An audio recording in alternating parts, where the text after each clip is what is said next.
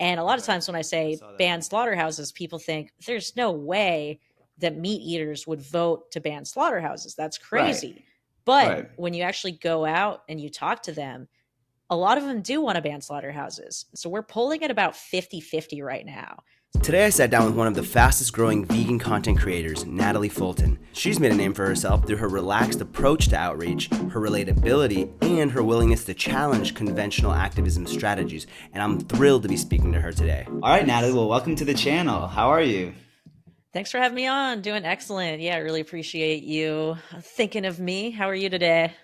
I'm good. I'm glad that my internet's working again. So we've got some clear, Yeah. crystal clear transmission, and yeah, not relying on the hotspot anymore. So the way this is going to work is I'll ask you a few questions. You just tell us, you give us your best SAT answers, and then we take it from there.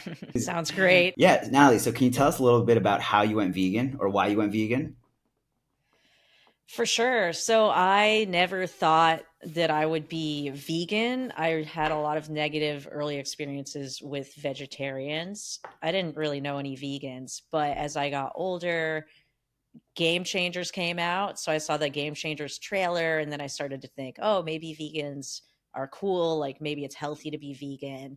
And then I sort of started going a bit more plant based. I was one of those annoying people that says, oh, I'm vegan before 6 p.m. or Oh, whatever. you So I would did just that. have like, I did that, but Okay. then I wasn't actually doing vegan before 6 p.m. because I was still eating stuff that had like milk or eggs in it. Yeah. It was really more like pescatarian before 6 p.m., but I thought I was doing so well.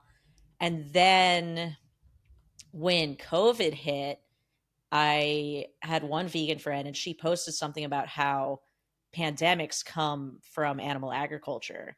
And I thought that was crazy. I just thought, wow, why are we doing all this stuff to animals if it's literally causing pandemics and pandemics are terrible and killing us? So it just didn't really make sense to me.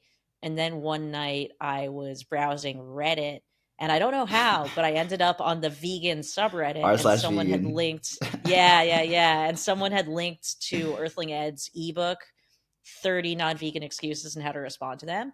And I just started reading it. I didn't know it was a book for vegan activists, Yeah. and I read the whole thing in a night and I thought it all seemed really logical. Yeah. And then I signed up for veganbootcamp.org. And on the first day of that, they send you Dominion. So I watched Dominion the next day and it was fucking terrible. Damn, you had And vegan I boot camp. just, yeah, I did vegan. I What the feel like the way I hell? went vegan is how we all hope that Yeah, someone will go straight up. vegan. Yeah, it actually happens sometimes, guys. So then I watched Dominion and it was horrible. And I just had a strong sense that I didn't want to be part of Yeah. that. And I also wanted to stop it from happening as well. Okay. Yeah, it makes sense. So it was like a cascading of different issues for you.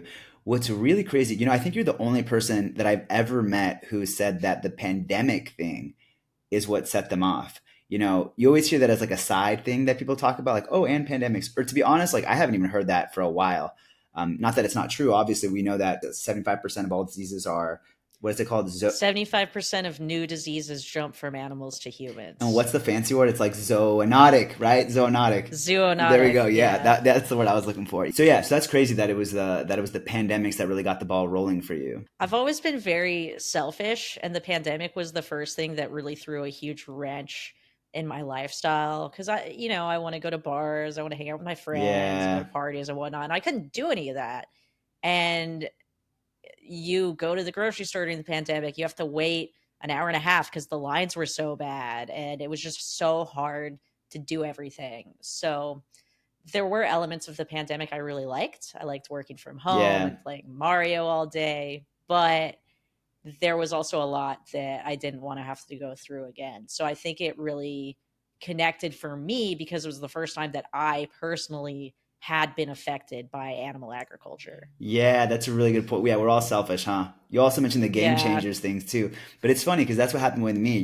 We think about how it affects us So right you now. saw Game Changers and then that was a big one for you? Yeah, I saw game changers and then I got into the health side of stuff because me too, I was really selfish. I mean, it's just one way to Yeah, say you it, were in a but frat, yeah, so exactly.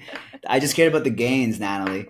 But Yeah. yeah, so I watched the Game Changers. I got really into it, and then I learned about the environment, and then similar, I did the whole cascading thing, but not as quickly as you. I did that over like a 6 month period. I didn't watch Dominion for a while. It took me a while to get around to it. But so it sounded like you weren't necessarily an animal lover, or you didn't really, or were you? I don't know. Can you tell us about your relationship with animals in general before going vegan? Not really. I wouldn't say I was an animal lover by any means. I had cats and dogs growing up. Didn't like the dogs because they were mean and they would bite me. And the cats, some of them were really cool and sweet, but I was never one of those people, those animal people Yeah, where if you're walking outside and they see a dog, they're like, oh my God, there's a dog. We have to say hi to the dog. That was never me. yeah. But then I got my own dog, and Okay. bonding with him kind of opened me up to it a lot more. I was like, okay, he's my responsibility now. And it was a much deeper relationship with animals than I'd experienced. So I think I recognized a lot more about animals' inner lives after spending a lot of time around them. But I didn't go vegan because of a deep love for animals. Yeah. It was more of a sense of justice. Right. Right. And so, can you tell us about what pushed you over the edge to become an activist? Because not everyone starts doing activism, starts posting YouTube videos.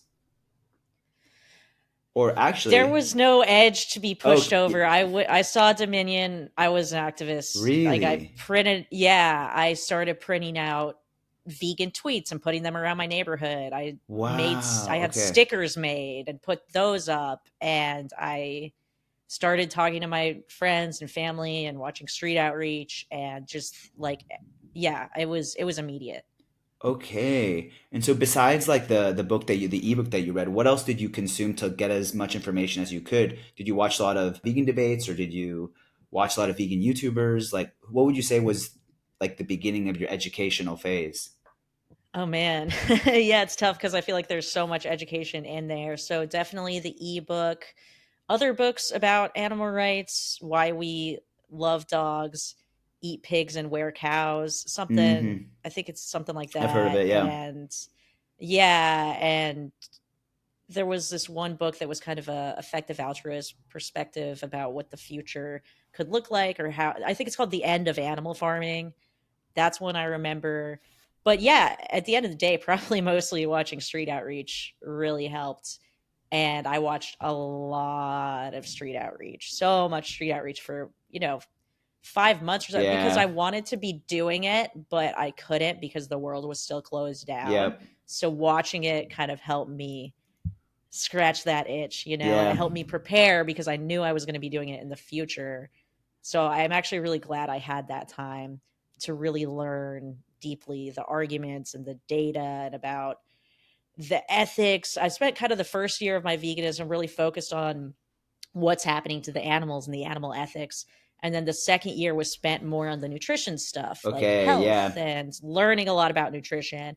And then this past year, I've refocused on climate. Okay. And these have all been natural progressions for me. When I first went vegan, I didn't really want to learn about the climate. I thought it was kind of boring. I still Really? think it's a Okay. little boring, but now it's something I have learned a lot more about. So, you Okay. know, That's really interesting you put it that way because I remember for me it was a bit of the opposite. I got into the health side, then I got into the environmental side, and then for me it was slowly it was like slowly the urgency to tell people slowly grew because when it came to the health perspective for me, I thought, well, I can tell people and if they don't want to go vegan, for their health, then I mean that's on them, whatever, who cares. yeah.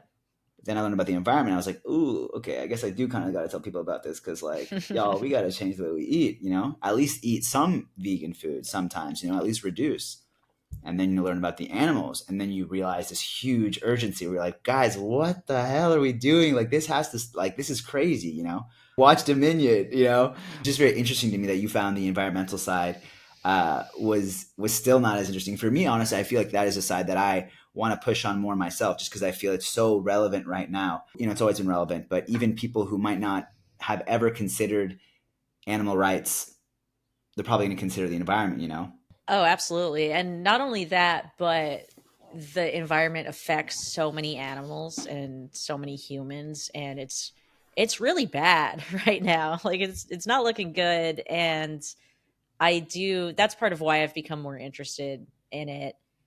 And I just wasn't someone who was super concerned about climate change until there was this month in New Orleans. It was in 2017, and it started raining really hard one day, and I like got up and I was like, "Oh wow, it's raining so much. This is crazy." And then I went to the grocery store and I tried to drive back home and I couldn't because there was so much water in the roads. Mm, And usually when it rains in New Orleans, there's a system of underground pumps that pump the water away, but the pumps just couldn't keep up. So there were 3 or 4 feet of water on the road, and I had to drive up on the bike path. And then I made it to my house, and my parking spot was just, a lake. And no one really knew why that happened. And basically, what they told us is, okay, there's nothing that the city did wrong. This is a 1 in 1,000 year storm. okay. Storms like this are rare. They happen, but don't worry, it's not going to happen again.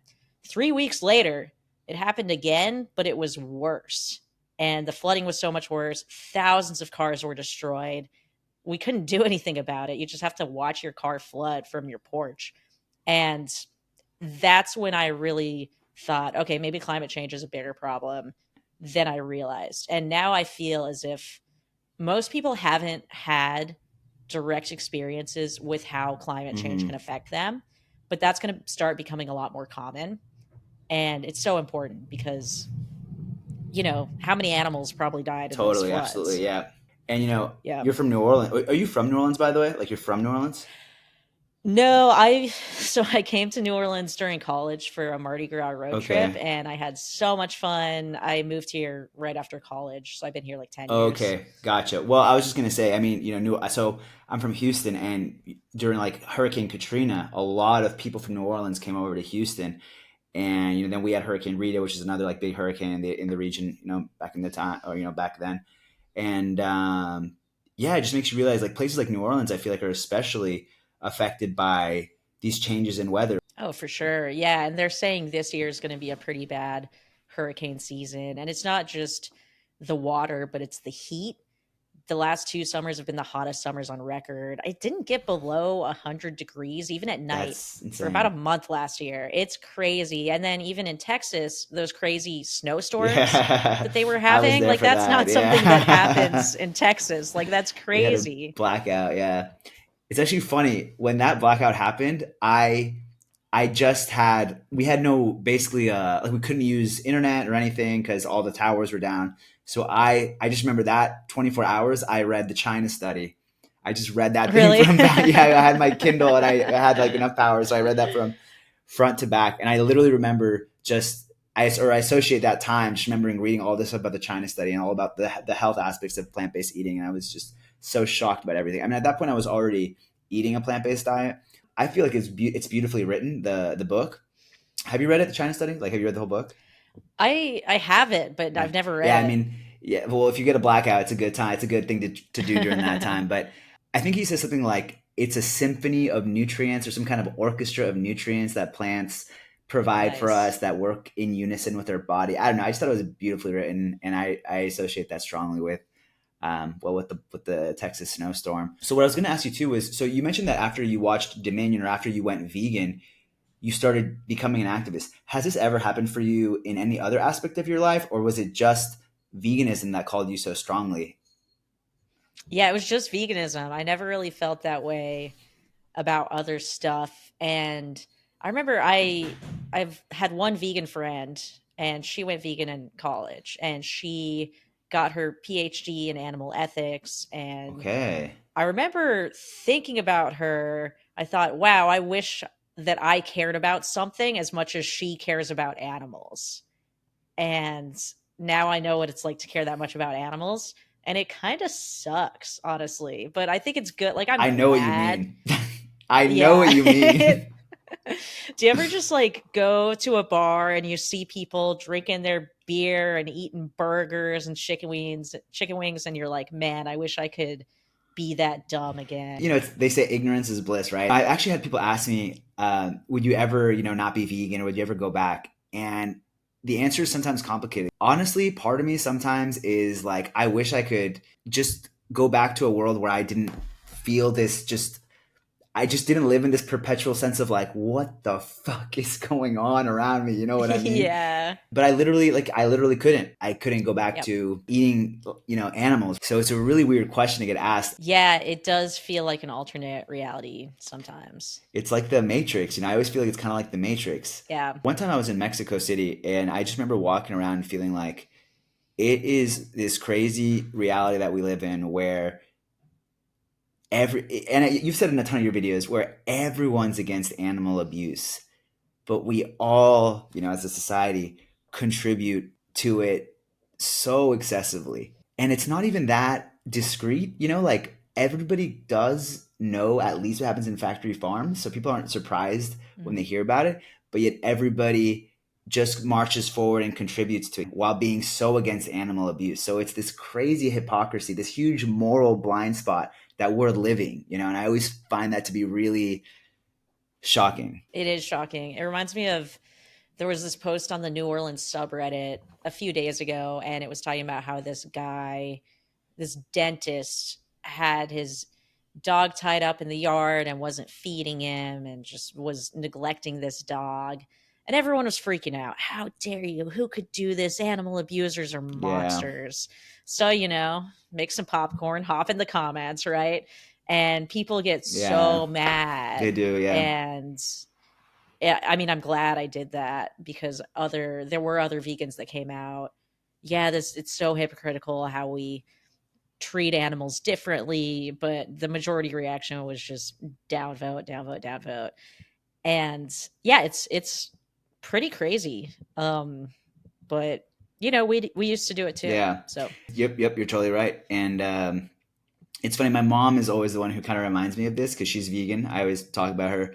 But and she's so good at taking perspective, and she always tells me, like, well, don't forget, like, no, she doesn't say it that way. She just always thinks back to when she wasn't vegan, and she just thinks it's just back then, or, when you don't know, or when nobody really challenges you about it, you just don't even think about it. You really don't even think about it. So speaking of my mom, speaking about family, I should say. So like, how did you going vegan affect your social life, your friends, your family? Like your daily life? Probably pretty badly. Yeah, I remember telling my sister. I was afraid to tell my sister. Okay. And we were going to the gym, and I said, "Oh, by the way, I've gone vegan. Like, it's really bad what's happening to the animals. It's really fucked up." And she started crying, and she said basically, "Don't ever tell me what to do. Like, you do whatever, but I would never." And she was literally crying. So that was probably the worst reaction. And that was the first one, And huh? then You're like, fuck, this is gonna suck. I think that was the first one. Yeah. And well, with my friends, I didn't know. I think maybe I told some of my friends first, and I didn't know that the reaction was going to be negative. So I said, "Hey, I've gone vegan. Like, how cool is that? Like, that's so fucked up what's happening." And they were just like, "Okay, good for you." That was before I started debating them on it. And then they didn't like that. My parents were pretty cool about it. And then my boyfriend at the time, now we're married, he was pretty good about it. He went vegan a month after I did. I kept saying, watch Dominion, watch Dominion. He finally did. And he'd really bonded with our dog too. So he connected with it pretty instantly. And now he's super radical. Yeah, you radicalized him just like the rest of us. he was a bit more radical about other things as well. And animal rights just kind of made sense coming from that perspective. No, I feel that. So what about now? Like, do you still have a lot of vegan friends? Like, when you go out to restaurants, like, how does your social life work? Oh man. So I don't have many vegan friends in New Orleans. No, most of my friends here are not vegan. I've never been much of a restaurant person. I don't really like sitting still, and I prefer getting takeout anyway. So I don't really go out to eat with my friends much, and I never really have. sometimes I'll go to parties and, there's dead animals there and it sucks, but you just kind of get used to it. But my friends in the rest of the country are all vegan Yeah, activists. That's why I'm friends with them. So I love traveling, hanging out with vegans. That's the majority of where I eat out anyway. And my parents are really cool about it. They don't eat animals around me. And sometimes I go that's stay at their awesome. place for a couple weeks and, it's all vegan and yeah, it's good. So I try to minimize my time around animal products. Okay, yeah. I mean, I am around a lot of animal products as well. Always, honestly, like Mm, I'm like you. I don't really have many vegan friends where I live, and it's usually my vegan friends are in other places. So it is a nice treat, when I'm with them. But you just kind of do get used to having, living in a non-vegan world. So because you have roommates, right? yeah, yeah, I do have roommates. And they're not No, they're not vegan. vegan. One girl's Oh, that vegetarian, and sucks. I did give her Earthling Ed's book in Italian because Nice. he came to Italy a few weeks ago, like 2 months ago, maybe at this point, because he launched his book, like the propaganda one, the original, Okay. and so I went and I picked up two copies of the book, one for my vegetarian roommate and another for another roommate I have who is just a very open minded guy. I hit with the like thing. Who's just a very open minded guy, and so I don't know. I gave him the books. Let's see if anything comes out of that. So we'll see, but I'm hoping. Yeah. Hopefully they'll read it. Do they read? One of them definitely does. The other one, I don't know. He must read. He does seem well read. Honestly, he does seem like a well read, open minded Okay, guy. cool. So you said you were going out, putting printed tweets everywhere. But how did you decide to start a YouTube channel? Was it just because you watched a lot of people on YouTube and you thought, man, like I want to do the same thing. I want to have the same kind of reach. I want to try to have the same reach. Or what led you to do it? Yeah, it was a bit more complex than that. I wasn't originally intending to start a YouTube channel, but there was one night with my friends, and one of them I'd been debating about veganism a lot, and it was always friendly. He's a lawyer, so he just likes doing Yeah. debates and stuff. It never really got like super heated. And then he was sick of talking to me about veganism, so he kind of pawned me off onto one of my Okay. other friends, and we were both pretty drunk, and it was very heated for probably about an hour, just back and Oh forth. And it shit. was, and then other people were watching, they were like, whoa, this is fucking crazy that this is happening right now. And it was one of the first times we had all hung out as a bigger group because it was still during the pandemic and things were kind of starting to feel safe again to start hanging out. So it was people I hadn't seen Dude, I in know a bit. exactly So what you're talking. they didn't even Yeah, yeah, know yeah. that I'd gone Yeah, they're like, vegan. what the And now fuck? I'm, yeah, now I'm like, oh, would you eat, mentally challenged Yeah, yeah, children? yeah. So it was that type of debate. And then I just loved it, man. I was having so much fun. And then after that, like I was walking home with my friend, the friendly debate guy, and he said, that was really interesting. I actually think people would want to watch that. And that's when I decided I would start filming it. Okay. And I was lucky because my husband is a YouTuber. So he had cameras, he Oh. had mics, and he knew how to do everything. So once we could go out, I went out, I did street outreach quite a few times before I started filming. And I felt like I wasn't going to stick with it unless I had some sort of external Yeah. accountability. So we went out, we started filming, and And the it's rest is kind of went from there. history. The rest That's is crazy. That's history. cool. And by the way, like congratulations on your YouTube channel. Like Thank you. you're almost at 6,000. Have you hit 6,000 yet? Maybe. I don't think so. I'm Like I just grow something so much. I don't know. I was kidding. But that is 58 that's hundred. amazing. So Yeah, close. and I mean, just like seeing your growth over the years. Like I saw you. Like I told you, I found you at 447, and then Nice. with consistency and quality and effort, you've really put yourself on the map. Like people know who you are. You're like a well Thank known you. name, is what I've been trying to get at. You know what I'm saying? I don't know about that, but I appreciate it. Yeah, sometimes it feels like, the channel is never growing, right? I feel like YouTube like gives you a lot and then like a little. And yeah, but it's good. I've always kind of had the perspective on YouTube that the most important thing is connecting people and building Mm, community. And another reason I started my YouTube channel was because I wanted to get a job in animal rights. And I knew that I didn't actually have any of the yeah. skills to do that.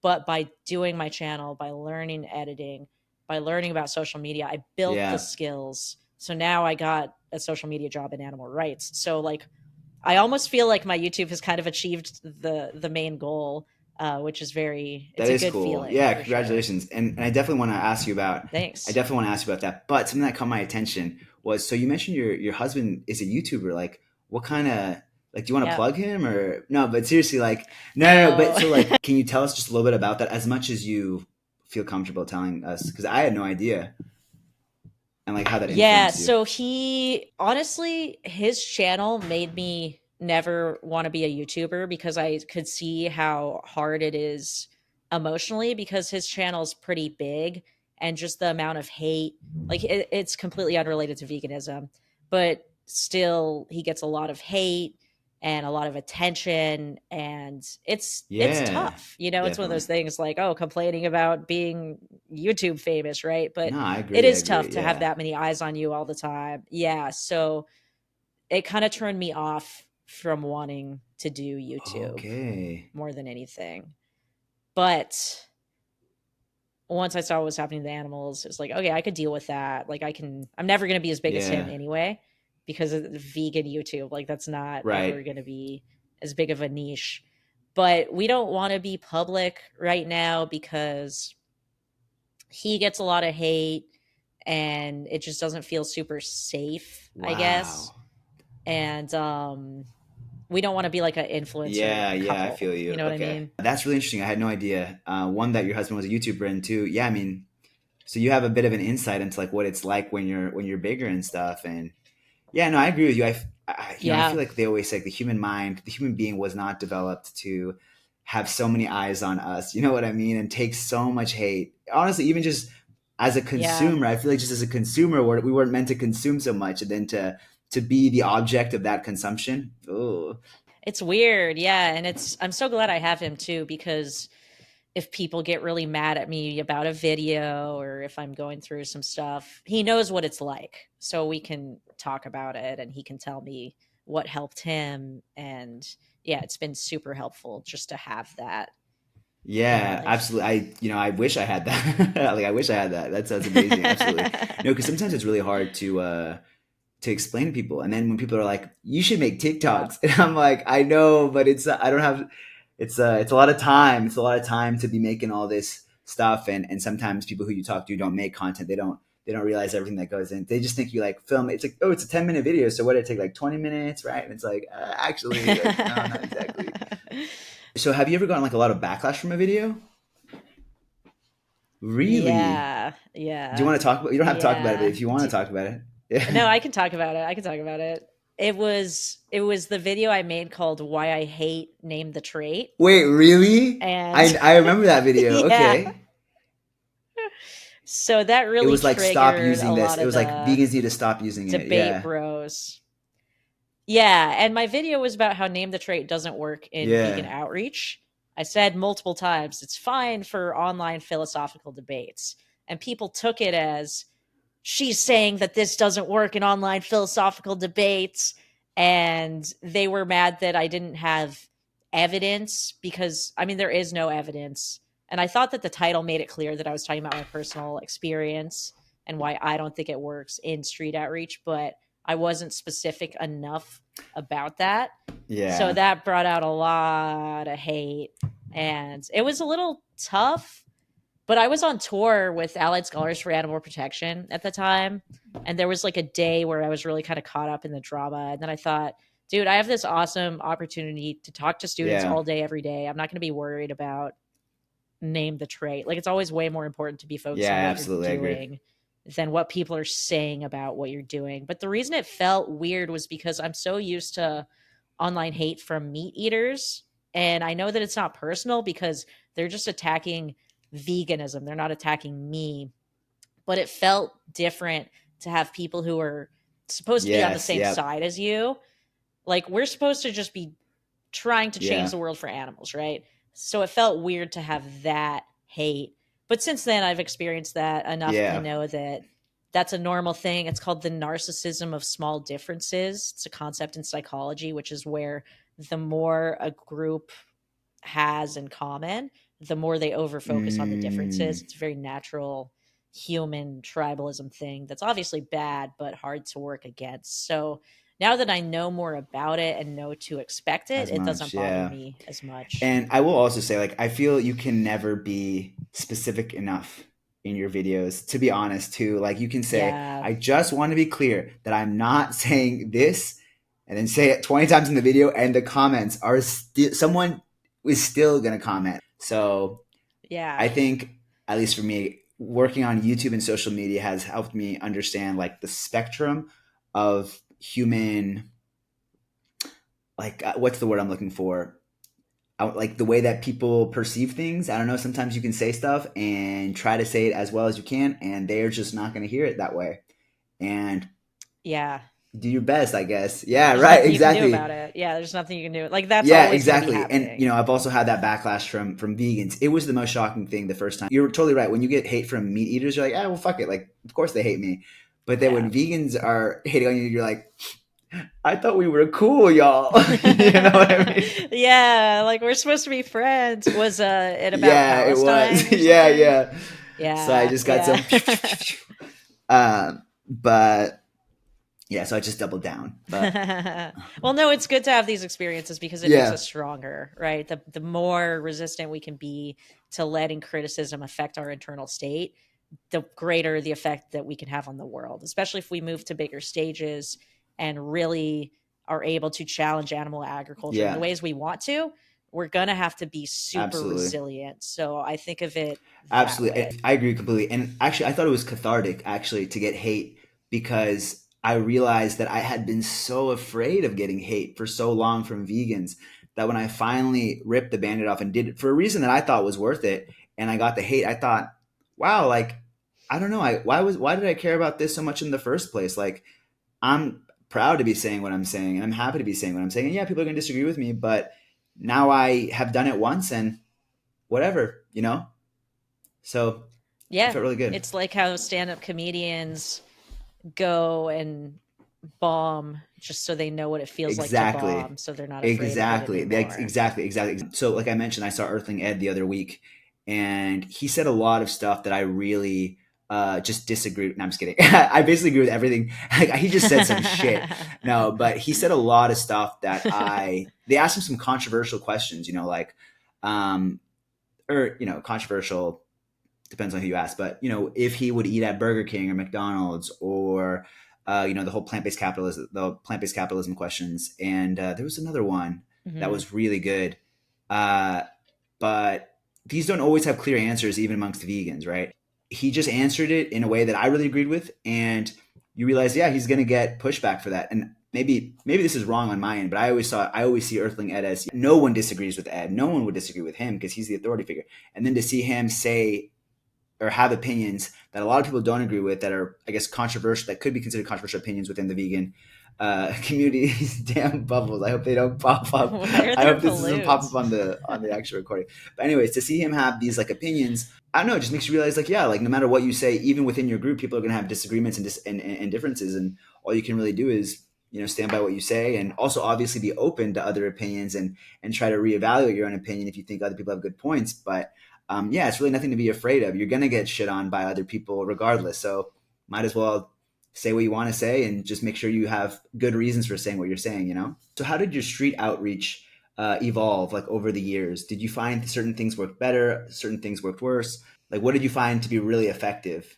Definitely. I think when I first started, there was a lot of stuff that I still didn't know and I didn't know how to respond to. And I found that just by practicing and seeing what people asked me, I was able to learn a lot. And then you kind of get to a point where you feel like you know what the other person's going to say before they say it. And it's really Cut them off or tempting to something? go in there and quickly respond, and resisting that urge and remaining patient Yeah. becomes very important. And for me, I've always been a pretty agreeable person. So learning to push people more was one of my biggest struggles. I was too nice at the beginning, not just nice, but I wasn't really kind of holding them Yeah. accountable enough, I think. And being around other activists who are much harder influenced me to learn that I could get away with more than I was, to push the boundaries a little bit more and be more direct. And that has Yeah. been super helpful. I don't think being mean to people is ever good, but I do think you can be very direct while Yeah. still being kind. So that's what I go for. I basically, we've kind of talked about Earthling Ed, and his outreach I still think is the best, and I try to emulate it as much as I can. I'll never be as Right. eloquent as him or as good at getting the other person to getting the other person Yeah. trapped in a corner, I guess.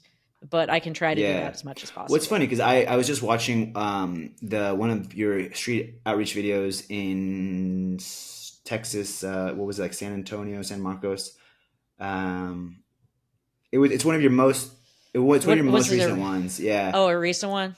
Oh, okay. Yeah, yeah, yeah. And I guess for me, it was just really impressive to see how you handled confrontation without being like mean, like you said. How do you do that? Like, how are you able to bring up serious topics and then kind of roll it off with a laugh, and keep people engaged and not make people feel defensive? Because that's the thing. This guy was not he was not defensive at all. It just felt like a really productive conversation that y'all were having. How are you able to create that kind of environment for people? Sure. So, first, I want to talk about why creating that environment is important in the first place.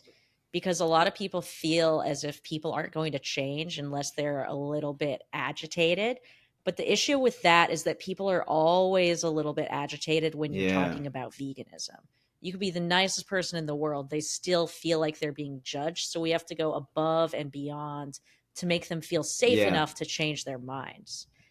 There is some solid research that people only change their mind when they feel like they've been listened to and they're connecting with the other person. And it's about making them feel safe. One thing that I've started doing lately that I really like is framing the conversation right off the Okay. bat. I don't know if you've noticed, but I start the conversation now by saying, I just want you to know that this isn't a debate. We're not trying to win. I want this to be a collaborative conversation where I'm trying to understand you and you can understand why I'm making the case for animal rights. I think starting with that frame right off the bat is really good because it feels like you Yeah. two are working together. You're not just fighting back and forth, even though that is the stuff that's Yeah. more fun to watch on YouTube. I think starting like that. And another thing, I think that there's a lot of deeper work that vegans are lacking, which has to do with Mm, ego. Most people are very identified with their ego, and I am to some degree as well. But I've always taken my identity a lot less seriously than other people take their identities. And I think that that's really good because some people feel as if people are attacking veganism, that they're attacking them because it's so yeah. wrapped up in their identity.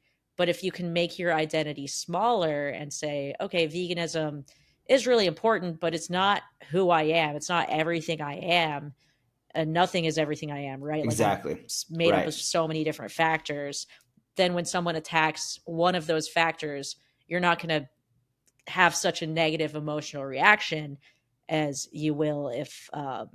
Yeah. So that's how I think about it. So I think that this ego is one of the worst things in the vegan community, and that we could all do work to identify with it Yeah. a little bit Yeah. No, less. I totally hear where you're coming from because sometimes it does feel like a personal attack. It's like, do you not understand my logic? Like my logic is flawless.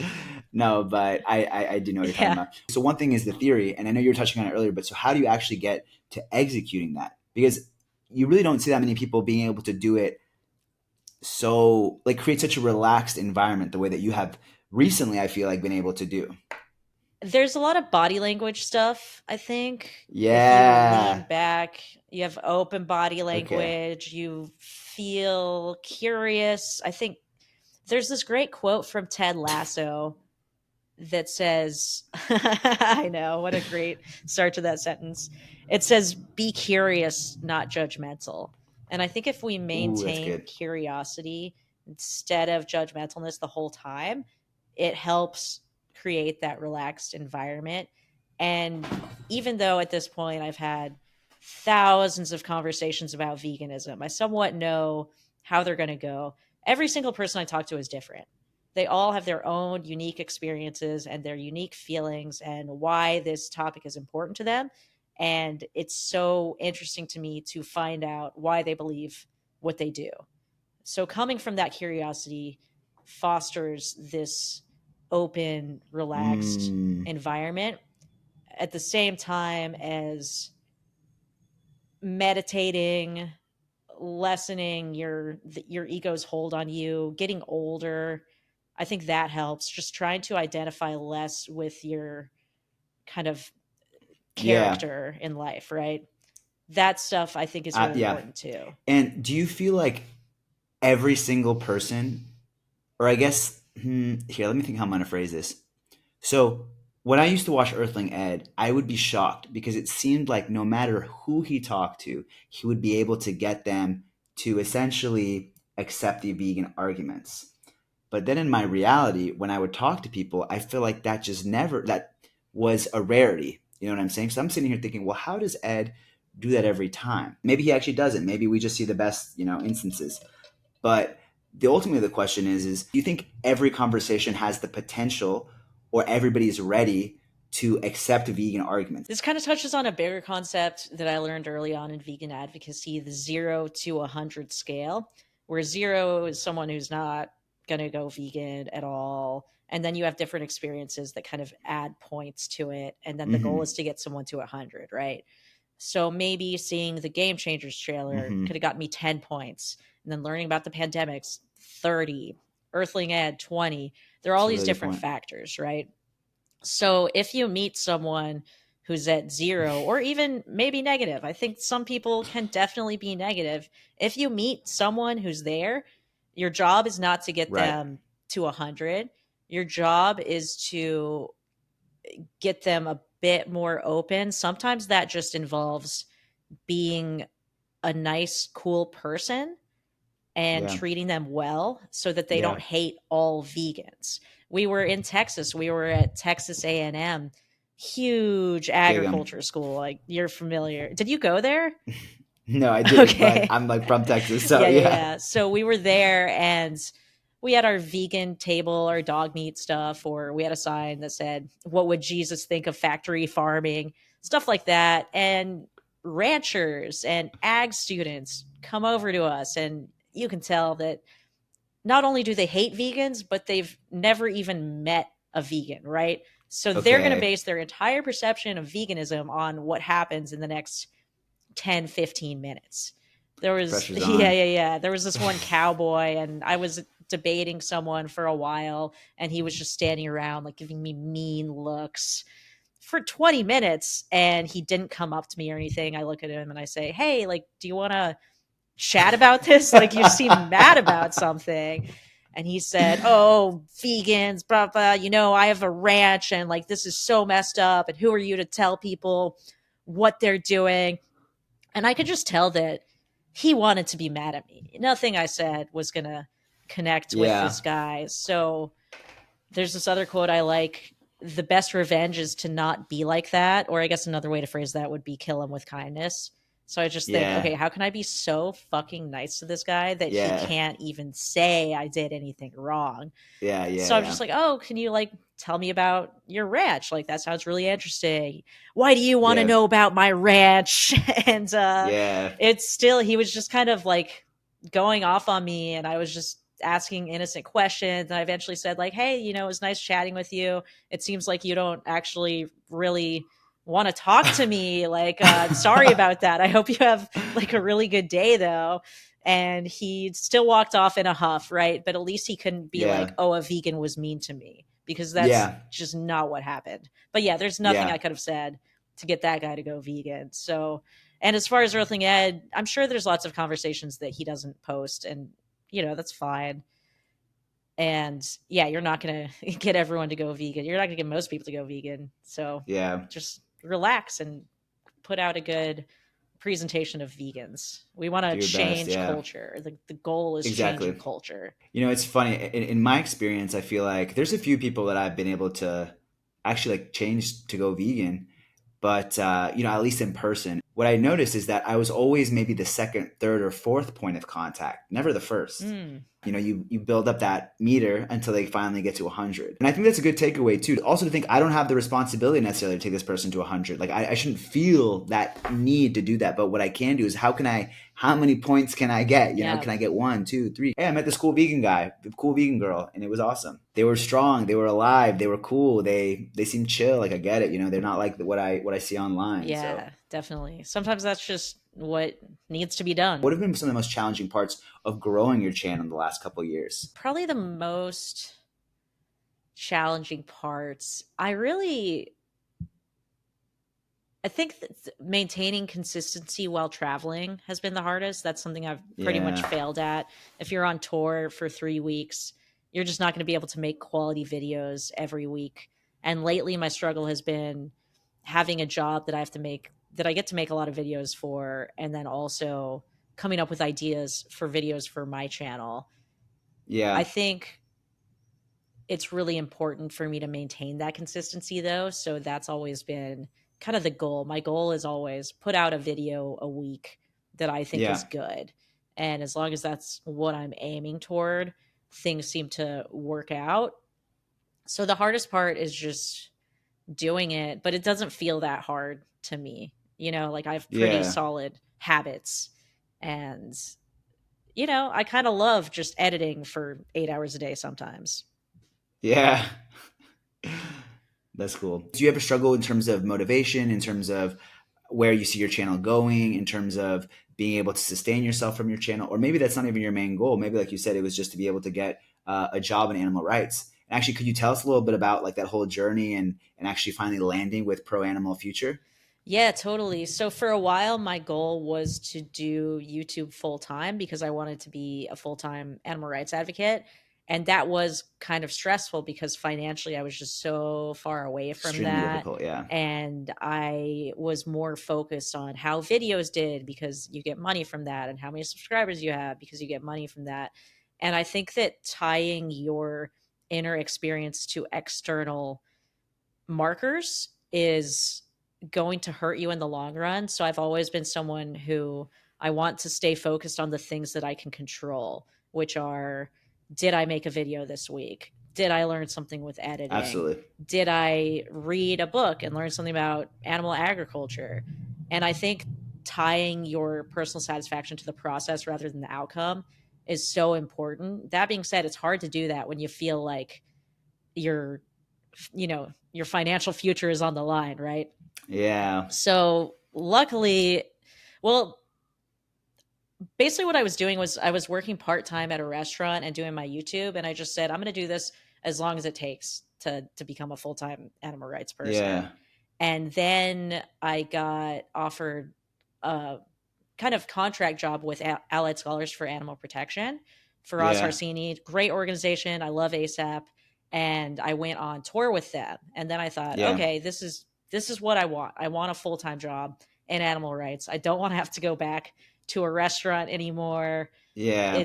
I just felt like it would be taking a step backwards, but they didn't have enough work for me full time. So I tried to live off savings and think, oh, how can I like grow my channel more? And the day it became clear that it wasn't going to work, I went out, I went on Craigslist, I found a few bars I could apply to. I spent the day going around, resigning myself to my fate of working in a bar for as long as it took to grow my YouTube channel, like I had been doing. And then I got home that night and I had a message from the guy who runs Pro Animal Future, the co-founder of Pro Animal Future, and he said, "Hey, we really like your content. We're launching this social media job. We think you'd be really good. I know this seems like it sounded like he didn't think I would want it at all. And he sent me the application. Wow. And then they put me through a month and a half application process that was really tough. And I was so stressed out the whole time. But yeah, then because I had made a video about their research a year ago. So I was kind of on their radar. Okay. So yeah, I was so stoked. And that's how it happens. Wow. Okay, yeah, I didn't know that. That's really cool. And the grind is real for trying to, make YouTube a full time, be able to sustain yourself full time. And that's what I'm trying to do as well. Can you tell us more about Pro Animal Future? It's called Pro Animal Future, right? Just making sure I'm saying it right. Yeah, for sure. Pro Animal Future. Yeah, it's so kind of the founding organization was called Pax Fauna, and they did some research that came out a little over a year ago, and it was about narrative and about why the vegan movement isn't really working and how not enough people are going vegan and how we Yeah. need to engage with people not as consumers like we're currently doing, but as citizens. So, talking about voting and changing the Yeah. system, because people feel so powerless as individuals. They're also Yeah. very resistant to people telling them what to do in this realm of personal choice. We know it's not a personal choice, but that's how Yeah. people see it. So, they feel very threatened when we challenge that. Whereas when we talk to them about creating a better society, creating a kinder world for animals, they're a lot more inclined to agree. People are much more Okay. willing to act morally if they're not the only ones doing it. So that's what Pax Fauna's research showed. And Pro Animal Future is the organization that is taking those lessons and applying them to campaigns and action. So we have two pilot campaigns in Denver right now. One is to ban the sale of fur, and one is to ban slaughterhouses in the city. And a lot of Okay. times when I I say saw that. ban slaughterhouses, people think there's no way that meat eaters would vote to ban slaughterhouses. That's Right. crazy. But Right. when you actually go out and you talk to them, a lot of them do want to ban slaughterhouses. The slaughterhouse that we're trying to close down did some polling, and they did two polls, and one was 60-40 in favor of them and one was 60-40 in favor of us. So we're polling at about 50-50 right now. So we have a huge shot to close down the largest Holy shit. industrial lamb slaughterhouse in the United States, and it would really disrupt the lamb industry. So it's super Wow. exciting. So I'm about to go to Denver in about a month, be there for a while, and talk to a lot of voters and do the social media. So yeah, I'm super excited about it. Yeah, I mean, I'm excited about hearing that. So, is there anything that someone watching right now could do to help? Definitely. So, one thing you could do is donate to us because we're using the money really smart. We can contact voters through voicemail, we can write postcards. Another thing we're doing is called Slaughter Free September. And what we're going to do is get some Airbnbs in the city, and activists from all over the world can come and stay for free. You are definitely invited if you want to come, Oh, and yeah. you would basically work on your own stuff during the day and do voter outreach for us nights and weekends. Okay. So we want a bunch of people there. We want to reach every voter in Denver that we can and just show them that we're serious and this could really help animals. So if they donate, that'll help support Slaughter Free September. And if anyone feels like they do want to come for that, if their outreach skills are good, or if they want to talk about this stuff, then they can fill out an interest form to come to Slaughter Free September. And yeah, it's going to be super sick. All right, sweet. And I'll put all the information in the description below. Sounds good.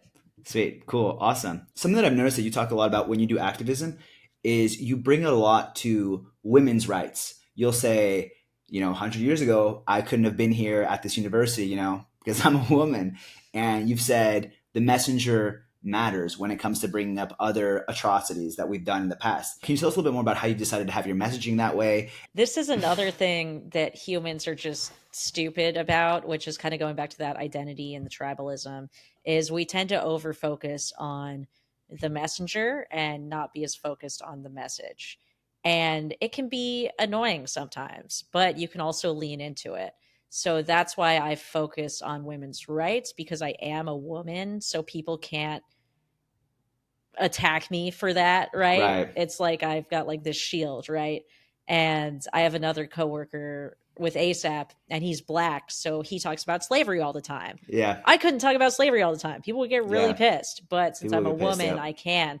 The other reason I like bringing that stuff up is because when people are in a certain time period in a certain culture, it feels stagnant and it feels like culture never changes. Yeah. But when you bring up the ways that culture has changed recently, it gets people out of that. They think, oh, maybe the world actually could change for animals because it did change for women and black people and gay people. And this is just another social justice issue like that. And that's the third thing I like about it, is that it frames it as a social justice issue, not Yes. just a diet or something that's Absolutely. good for the environment. Right. So that's why I tend to do that. It's just, if you wouldn't discriminate based on, gender, sexuality, race, why oppress based on species? So another thing I wanted to ask you about too was, so you had a vegan wedding recently, or I don't even know how recently it was anymore.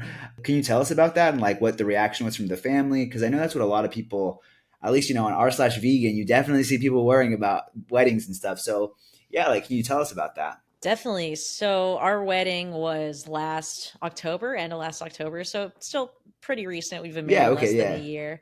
And we knew it was going to be, everyone knew it was going to be all, like, they know me, they know my husband. I don't think there was any doubt that it wouldn't be all vegan, and it was a bit tougher to find a venue that could accommodate, because a lot of venues around here have the caterers that they use, and those caterers aren't necessarily Oh, accommodating.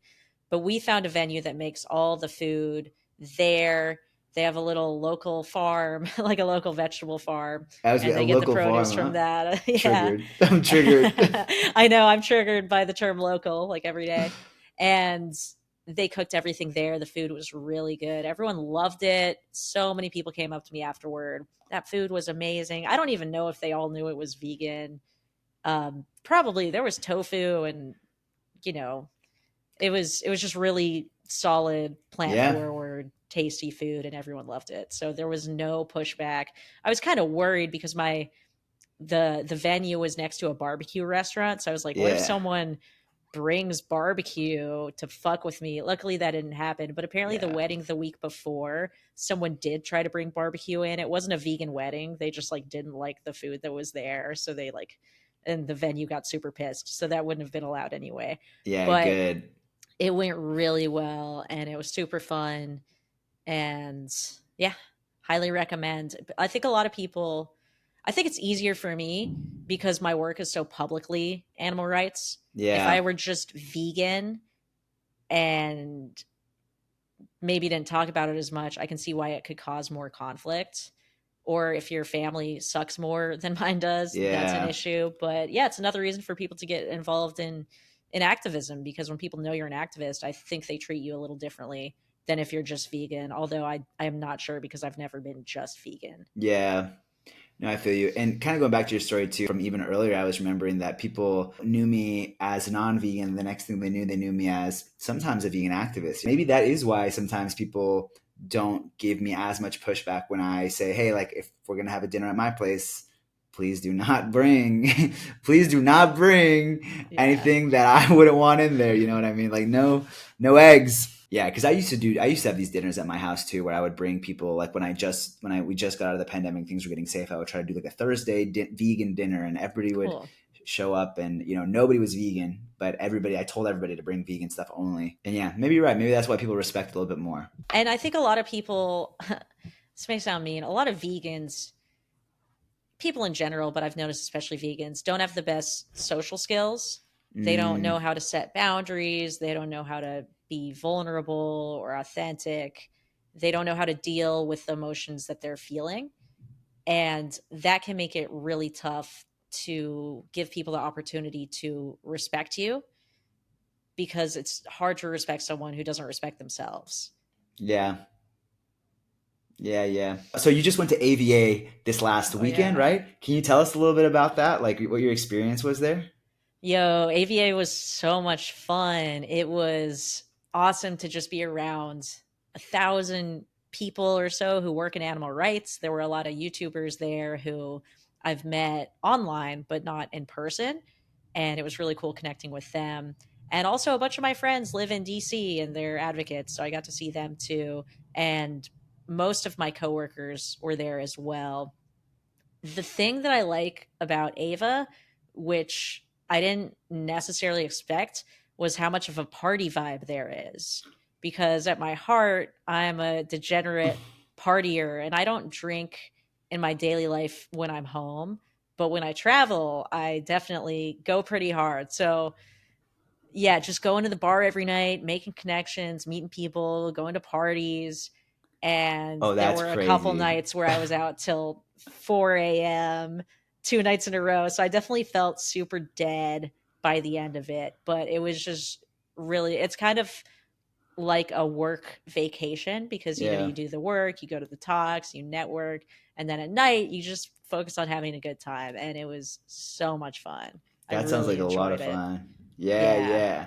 Can you tell us about what you think on the impact of like vegan YouTubers and like doing activism through videos versus doing activism in grassroots movements? Because something that you mentioned in your blog post about AVA or Ava, is it Ava or AVA? Both, but most people there say Ava. Okay, in Ava, um, The cool you, kids say Ava. you mentioned that a lot of people didn't really know a lot of the YouTubers. It kind of makes you think about the role of the different roles that people can play in advancing the vegan movement.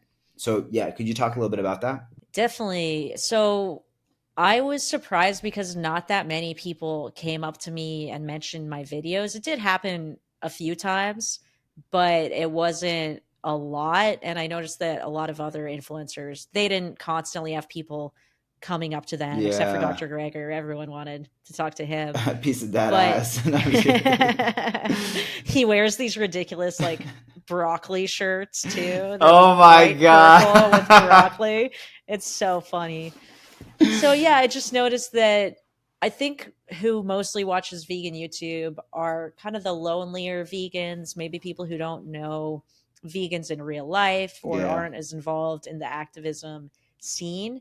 And Lifting Vegan Logic in one of his videos a while ago put it in a nice way where we kind of provide the emotional support for people like that so they know that they're not alone, because one of the things that drives people away from veganism more than anything else is a lack of community. So absolutely. if we can help provide that community, that's just It's a big so win. important. Yep. Exactly. So I like to think of myself as providing community and hopefully inspiring people to take action.